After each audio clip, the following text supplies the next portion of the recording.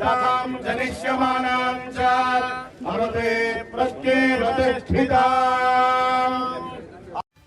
ನಮ್ಮ ಚನ್ನರಾಯಪಟ್ಟಣ ಭಾಗದಲ್ಲಿ ಕಾಂಗ್ರೆಸ್ಗೆ ಒಂದು ಶುಭ ದಿನ ಅಂತ ಹೇಳ್ಬೋದು. ಶ್ರೀಯುತ ಶ್ರೀಕಂಠಯ್ಯನವರು ಬಹಳ ರಾಜ್ಯದ ಪ್ರತಿಷ್ಠಿತ ಮಂತ್ರಿಗಳಷ್ಟೇ ಅಲ್ಲ, ರಾಜ್ಯದ ಮುಂಚೂಣಿ ನಾಯಕರು ಕೂಡ ಆಗಿದ್ದಂಥವರು ಶ್ರೀಕಂಠಯ್ಯನವರು. ಅವ್ರನ್ನ ನಾವು ಸ್ಮರಿಸಲೇಬೇಕು ಈ ಸಂದರ್ಭದಲ್ಲಿ. ಅವರು ಅಡಿಪಾಯ ಹಾಕಿ ಈ ತಾಲೂಕಿನಲ್ಲಿ ಬಹಳ ಭದ್ರ ಬುನಾದಿಯನ್ನ ಕಾಂಗ್ರೆಸ್ಗೆ ಹಾಕಿ ಕೊಟ್ಟು ಬಹಳ ವರ್ಷಗಳ ಕಾಲ ಇಲ್ಲಿ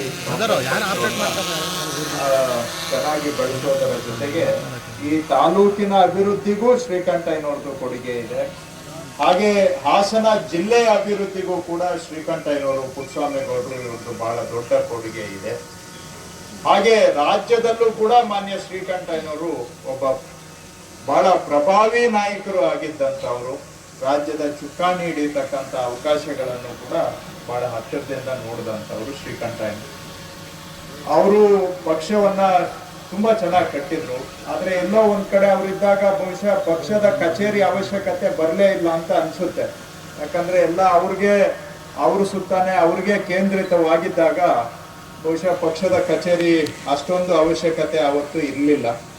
ಆದ್ರೆ ಈಗ ಎಲ್ಲ ಸ್ನೇಹಿತರು ಹೇಳಿದಾಗೆ ಇತ್ತೀಚೆಗೆ ಅವರವರ ಪರ್ಸನಲ್ ಆಫೀಸನ್ನೇ ಪಕ್ಷದ ಆಫೀಸ್ ಅಂತ ಮಾಡಕ್ ಹೋದಾಗ ಸ್ವಲ್ಪ ಮುಜುಗರ ಆಗುತ್ತೆ, ಗೊಂದಲಗಳಾಗ್ತವೆ. ಅದನ್ನ ನಿವಾರಣೆ ಮಾಡೋದಕ್ಕೋಸ್ಕರ ಇವತ್ತು ನಮ್ಮ ಸರ್ಕಾರ ಬಂದ ನಂತರ ಇದಕ್ಕೆ ಕಾಂಗ್ರೆಸ್ ಭವನವನ್ನ ಕಟ್ಟೋದಕ್ಕೆ ಒಂದು ತನ್ನದೇ ಆದಂತ ಸ್ವಂತ ಜಾಗವನ್ನ ಇವತ್ತು ಎಲ್ಲಾ ಮುಖಂಡರು ಕೂಡ ಸೇರಿ ಸರ್ಕಾರದಲ್ಲಿ ಮನವಿ ಮಾಡಿ ಮಾನ್ಯ ಮುಖ್ಯಮಂತ್ರಿಗಳು, ಉಪಮುಖ್ಯಮಂತ್ರಿಗಳ ಸಹಕಾರದಿಂದ ಒಂದು ಶಾಶ್ವತವಾಗಿ ಸ್ವಂತ ಒಂದು ಸೈಟ್ ಅನ್ನ ಮಾಡಿಕೊಳ್ಳುವಂತ ಒಂದು ಒಳ್ಳೆ ಕೆಲಸವನ್ನ ತಾವೆಲ್ಲರೂ ಮಾಡಿದ್ದೀರಾ. ತಮಗೆ ನನ್ನ ಅಭಿನಂದನೆಗಳು. ಸೈಟು ಸಿಕ್ಕಿದ ಮೇಲೆ ಅದಕ್ಕೆ ಕಚೇರಿನೂ ಕಟ್ಟಬೇಕು ಅಂತೇಳಿ ಮತ್ತೆ ಎಲ್ಲಾ ಮುಖಂಡರು ಒಂದುಗೂಡಿ ಏನೇ ಮಾಡಿ ಒಂದು ಕಾಂಗ್ರೆಸ್ ಕಚೇರಿಯನ್ನ ಕಟ್ಟಬೇಕು ಅಂತ ಮುಂದೆ ಹೆಜ್ಜೆಯನ್ನ ಇಟ್ಟಿರೋದು ಕೂಡ ಬಹಳ ಒಳ್ಳೆ ಸೂಚನೆ. ಅದರ ಜೊತೆಗೆ ಇವತ್ತು ಅದಕ್ಕೆ ಬುದ್ಧಿ ಪೂಜೆಯನ್ನ ನೆರವೇರಿಸತಕ್ಕಂತ ಶುಭ ಕೆಲಸವನ್ನು ಕೂಡ ಮಾಡಿದ್ದೀರಾ. ಇದು ಚನ್ನರಾಯಪಟ್ಟಣ ತಾಲೂಕಿನ ಕಾಂಗ್ರೆಸ್ಗೆ ಒಂದು ರೀತಿ ಶುಭ ದಿನ ಅಂತ ನಾನು ಹೇಳಲಿಕ್ಕೆ ಬಯಸ್ತೇನೆ. ಗೋಪಾಲ್ ಸ್ವಾಮಿ ಅವರು ಮಾತಾಡ್ತಾ ಹೇಳಿದ್ರು, ಯಾರೋ 4 ಜನ ಹಾಕಿನೂ ಕೂಡ ಬಂಡವಾಳ ಹಾಕಿನೂ ಆಫೀಸ್ ಕಟ್ಟಬಹುದು, ಆದ್ರೆ ಅವಾಗ ಅದು ನಿಜವಾಗಿ ಅರ್ಥಪೂರ್ಣ ಆಗೋದಿಲ್ಲ. ನೀವ್ ಹೇಳ್ಬೋದು, ನೀವೇ ಸ್ಟೇಜ್ ಮೇಲೆ ಇರೋರು 4 ಜನ ಹಾಕೊಂಡು ಕಟ್ರಿ ಅಂತ.